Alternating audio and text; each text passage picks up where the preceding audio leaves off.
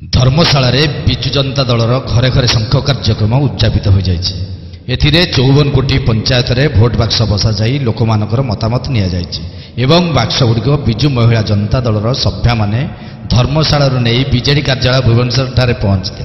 जोठी ओढ़ना तले तार संस्कार, जोठी चौरा मुड़े तार वर्तमान, सेमिति एक महान नारी जाति को सशक्त और समर्थ कले आम नवीन सरकार।